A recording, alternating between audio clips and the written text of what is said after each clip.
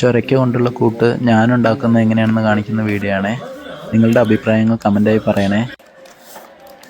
തൊലിയെല്ലാം കളയുന്നതിനിടയ്ക്ക് തന്നെ നമുക്ക് കടലപ്പരിപ്പ് വെള്ളത്തിലിട്ട് വെക്കാം.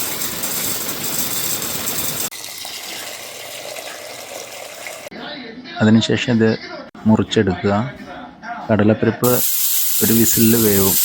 അതിനുശേഷം അത് മാറ്റി വയ്ക്കാം. നന്നായി മുറിച്ചത് നല്ല വെള്ളത്തിൽ കഴുകി പാത്രത്തിലോട്ട് ഇടുക. അതിനുശേഷം അതിൽ മഞ്ഞൾപ്പൊടി, മുളക് പൊടി, ഉപ്പ് ഇട്ട ശേഷം നമുക്ക് വേവിക്കാനായിട്ട് വെക്കാം.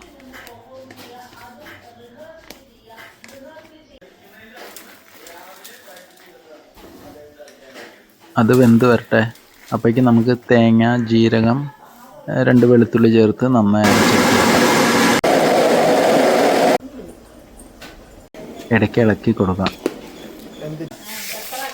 അതോടൊപ്പം ഉള്ളി വഴറ്റാനായിട്ട് കടുക് പൊട്ടിച്ച് വേപ്പില, മുളക് ഇട്ട ശേഷം സവോള, അതിനുശേഷം തക്കാളി ഇട്ട് നമുക്ക് നന്നായി വഴറ്റിയെടുക്കാം.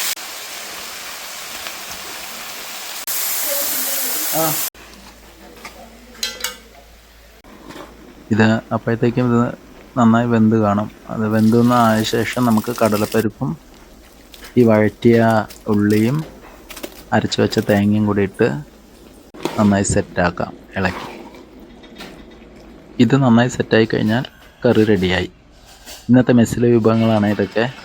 മാങ്ങ, കടല, ഈ ചുരയ്ക്ക, മുളക് വറുത്തത്.